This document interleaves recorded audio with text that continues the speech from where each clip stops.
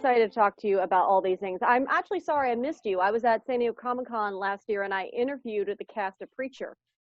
Oh, really? Yeah, we had a good time. Which year was that? Last year. Oh, last year. Where were you? I wasn't there that year, was I? No, I couldn't go. I used to joke with people who came in as guest stars that I just said, well, look, there's no point in me really getting to know you because you'll be dead by the end of the day. So, yes, they were. They might as well just have left their car running. And yeah. If I'm going to learn anything about Scotland and stuff like that, Clanlands and Men in Kilts seems to be the way to go for me. Talk me through Definitely. Right. Talk me through the process of that and your journey with Sam on making this book. And gosh, yeah. Well, it started. Oh gosh, let me think. Well, to be honest with you, I wrote a treatment called Clandlands in 1992.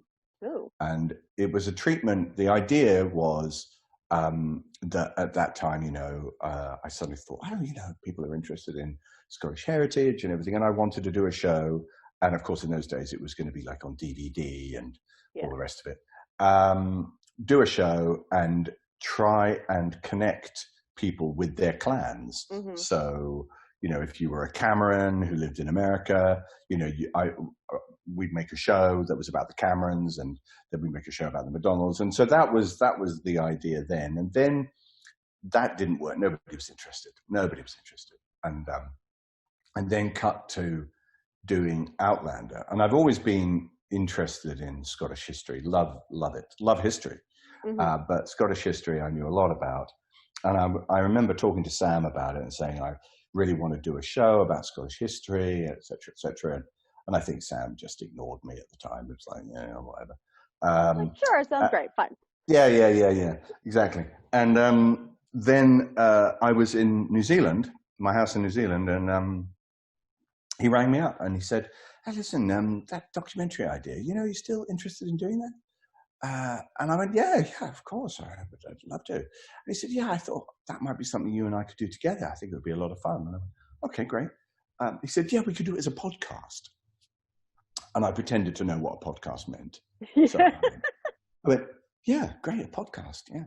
And he went, yeah. So we chatted about that for a little while. And then he rang me back about a week later and he said, yeah, about that podcast, I think we could actually film it. And I was like, okay, what, like just us talking?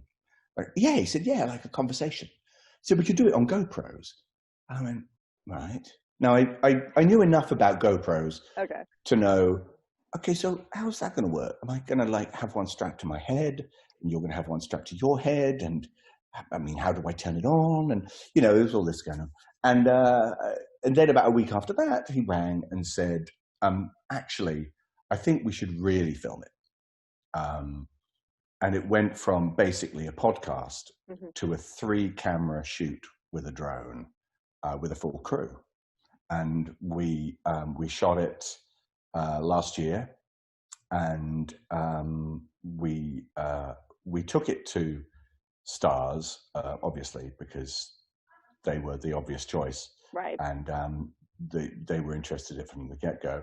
And so Sony and Stars have bought the show, and that's happening, and it's going to be out. But the book really only came about while we were doing the show. Oh, okay. I was going to ask which one came first. Yeah, it was the show first, but with the book, I mean, I've always wanted to write a book. Okay. In fact, I used to write books when I was a teenager. I used to write adventure plays novels. too, correct?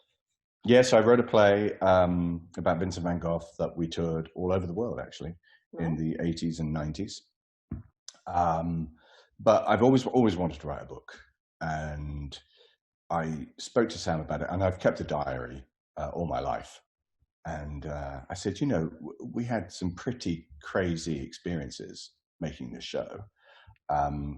And we approached a publisher, and they jumped at the idea. They went, yeah, this sounds great. And so cut to like February of this year, And we're thinking, okay, we've got to write this book. We've got to write this book. Now, Sam was due to start back on Outlander, I think in May. I was due to start on a show in April. And we were thinking, oh my God, how are we going to make this work? And we need to write this book and everything like that. And then, of course, coronavirus came along, and all we could do was write a book. Yeah, there you go. We had 4.5 months of just that was all we did. We would speak to each other at least once a week, go over what we'd written, and it turned into a sort of almost like not a conversation, but it's two contrasting points of view of the same event. So we were both present at everything that occurs, but Sam's version of it and my version of it are somewhat different. Okay. And so, I mean, that's part of it. And part of it is just straight us talking about things that passionately interest us about Scotland. So in Sam's case, that can be mountaineering. In my case, that can be, something like the massacre of Glencoe, the different clans, the feuds, all of that. So my real thrust in the book was the historical, and Sam's was really pretty much doing his best to put me in as many perilous situations as possible, which he succeeded in doing. Yes. What kind of situations? What can you divulge? Oh my God. Well, I mean, it was all the modes of transport that we were on. So, we were on a tandem bike now at one point. I mean, the camper alone was this just appalling, broken down. It was like a shoebox on wheels. It was awful. Oh. We drove around in that for the whole time. And then there was this tandem. Now, people think of tandem bikes and, I mean, I've got a nice bike and you've probably got a bike and, they have several gears. And this was like a rusting piece of farm machinery that it was just this solid piece of iron. And I made the mistake of getting on the front. And have you ever ridden a tandem bike? Nope. No, not to be recommended. No. Not to be recommended. Well, it's the person at the back that's the problem because they affect the weight. And of course, the whole, everything, the physics of the entire thing changes. Right. Now, it's okay if the person at the back is contributing to the riding of the bicycle. But in my case, that wasn't happening. So I had Sam. I thought he was pedaling. But looking back at the actual footage, it emerges that he was just sitting with his legs sticking out of the side and just like a dead weight with me doing all the work. So it was a real opportunity for him to really explore my grumpy side. I cannot believe that this was your idea of a good time. We take the piss out of each other a lot, which is a very Scottish thing to do.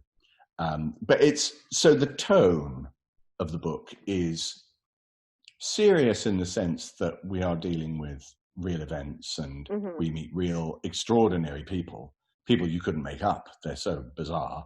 But it's all done in a quite light-hearted way.